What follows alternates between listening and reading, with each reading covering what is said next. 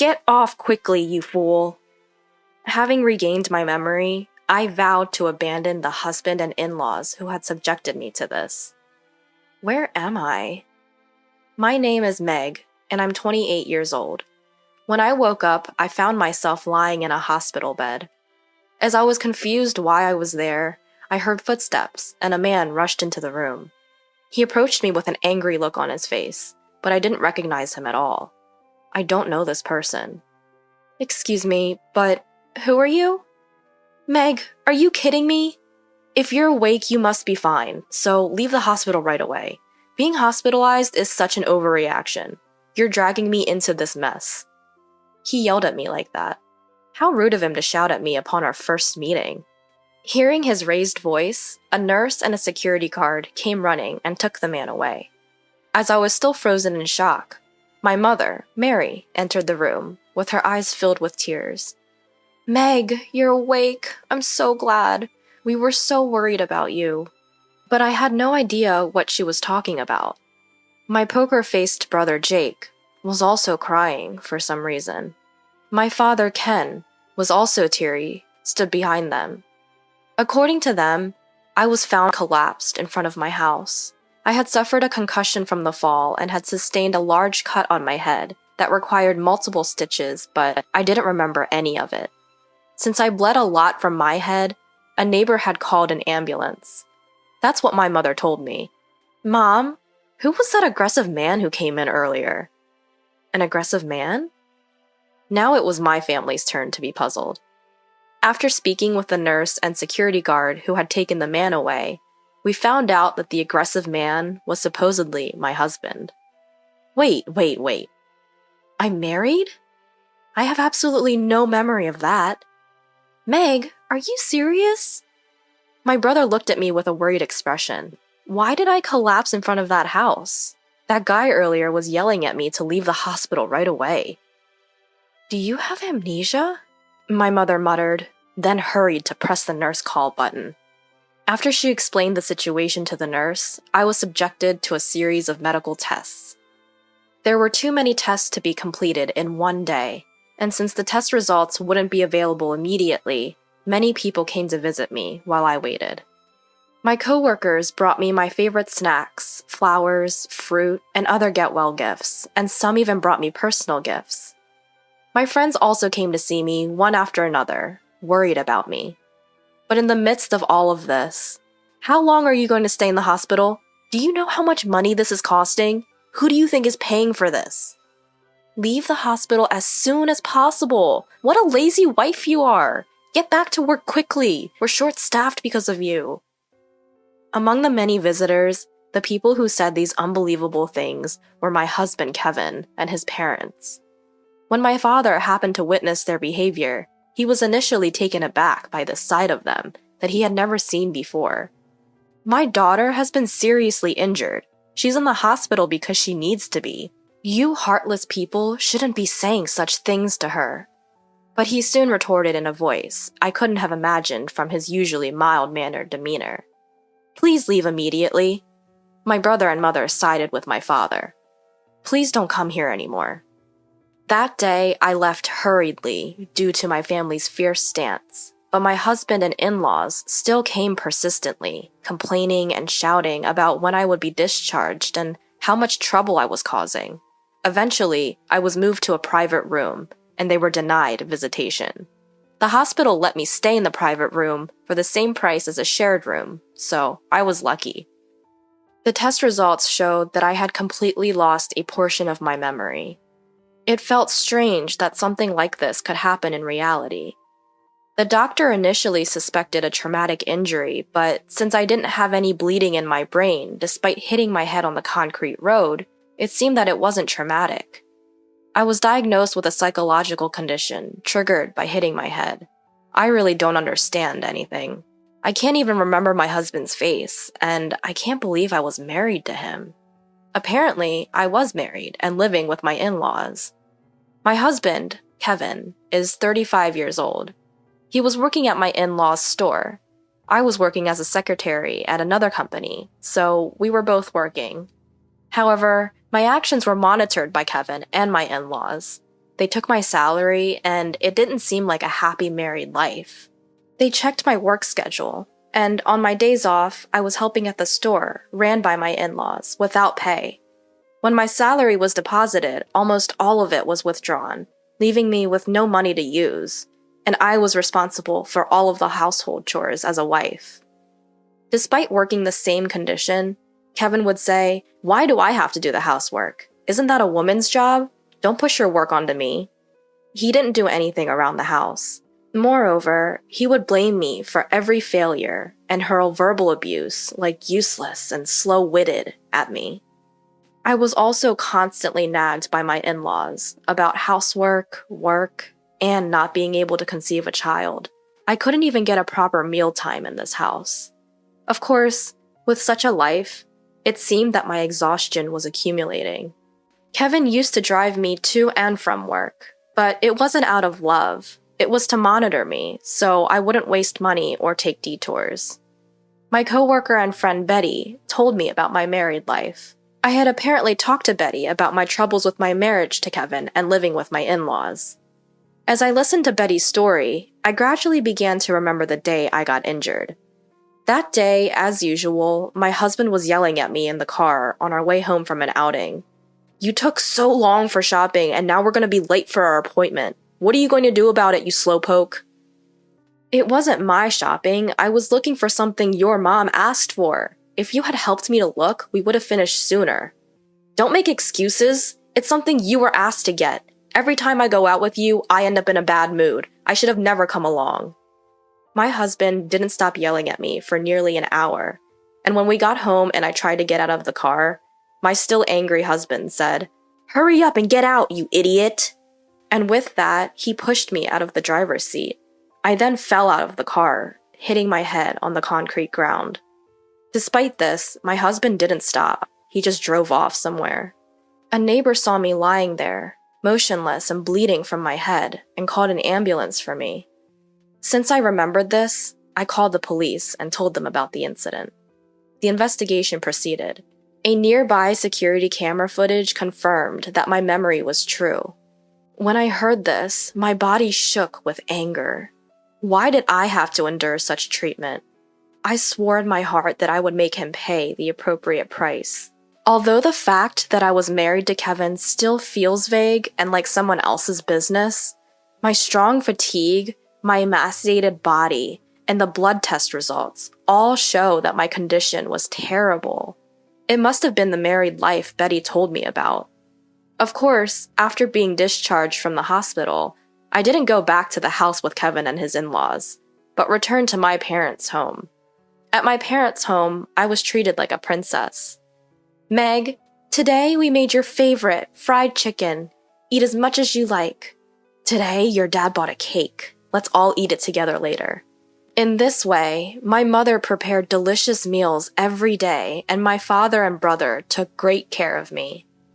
Thanks to my mother's delicious cooking, my body gradually recovered, day by day.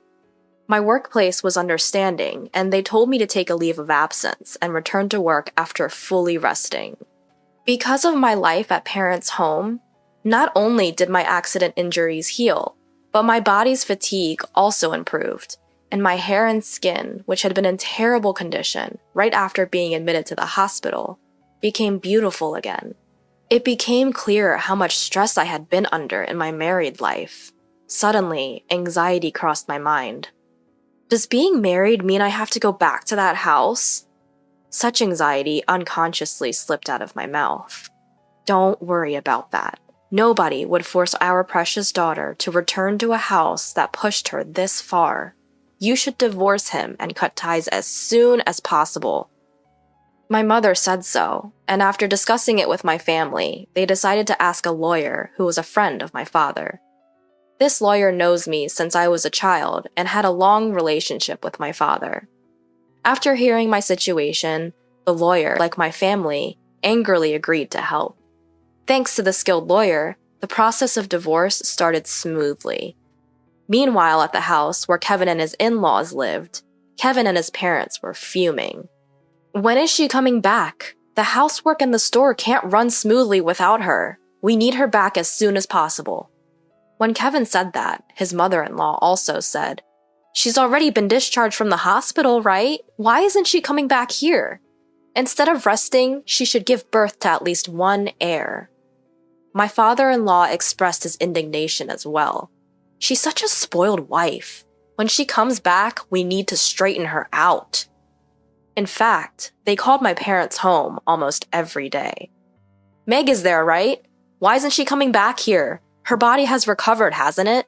We have a business here, so please let her return as soon as possible." My brother, who had answered the phone, told me what they had said. My family unanimously said that I didn't need to go back, but I wanted to go and get my belongings. I consulted with a lawyer, and my father decided to accompany me.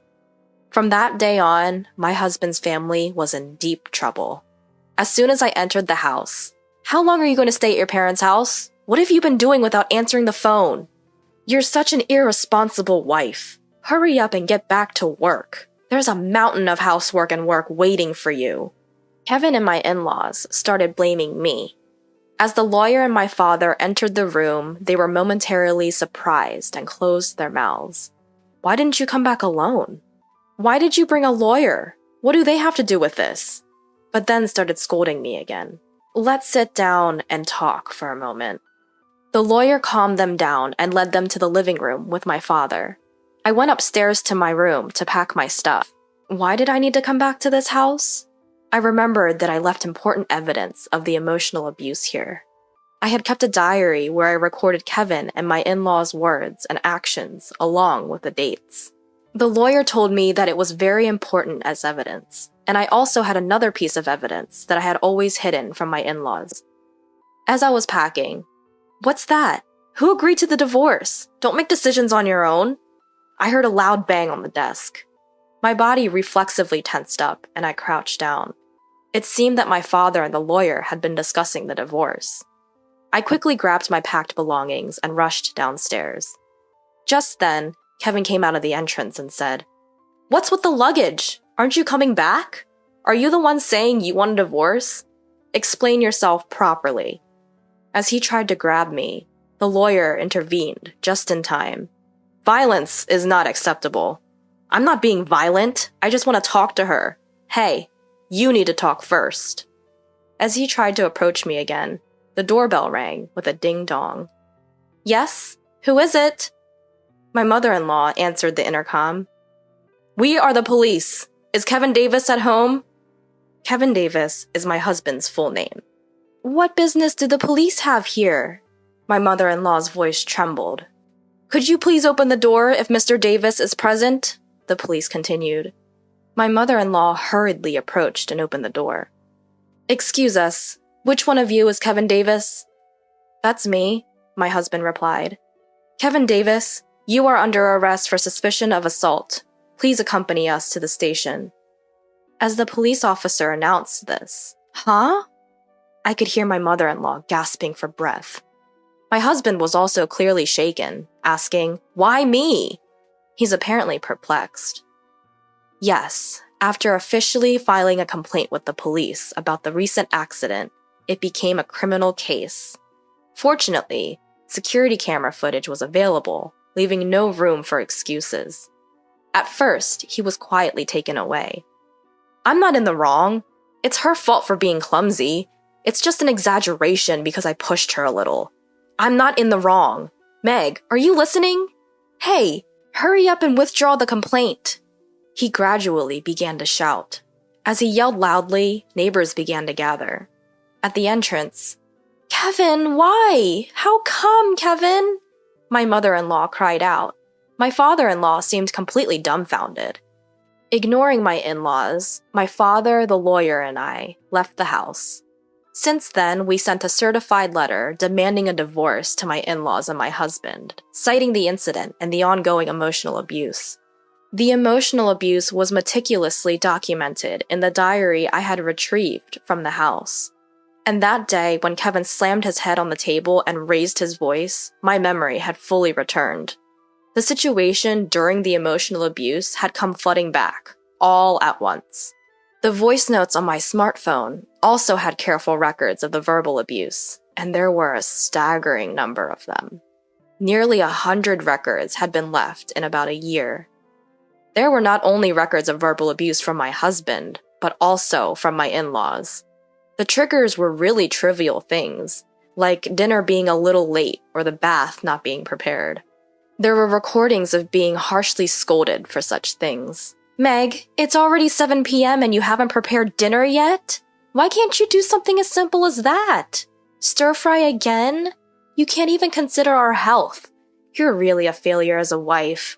What are you trying to sit down for? You don't have time to sit and eat with us. You still have work to close up the store. You're really useless." Such voices from my mother-in-law, and what?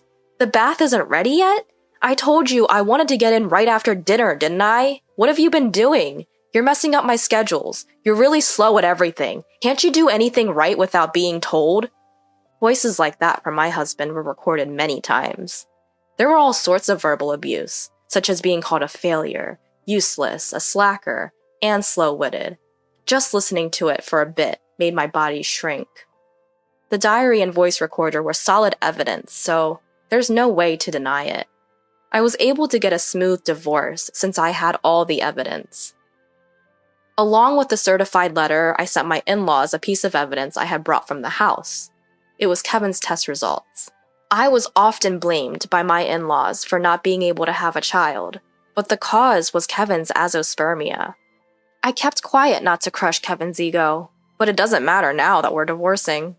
They must have been looking forward to an heir, but they probably couldn't have imagined that their son was the cause of infertility.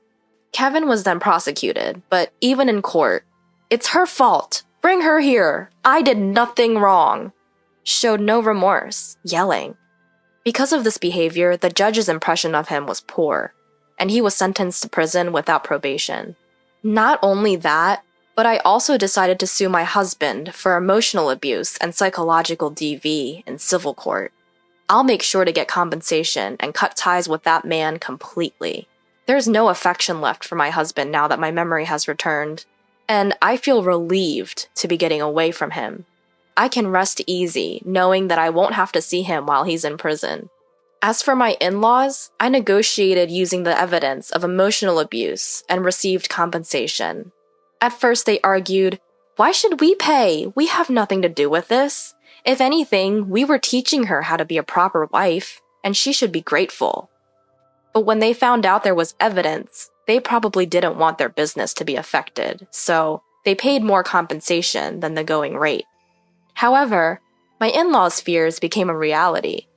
It was only natural that their son, who worked with them, got arrested. Rumors spread, such as, "Did you hear? The son of that store pushed his wife out of the car and seriously injured her." They were always bullying their daughter-in-law.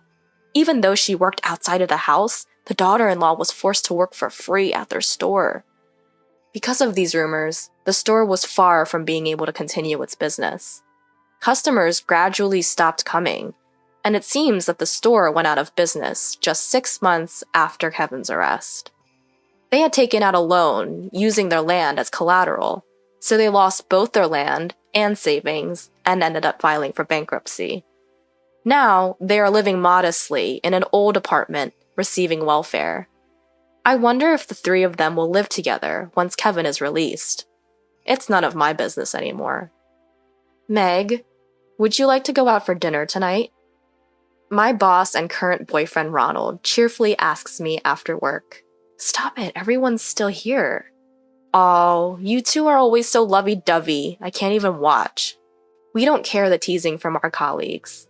"I made a reservation, so let's get going."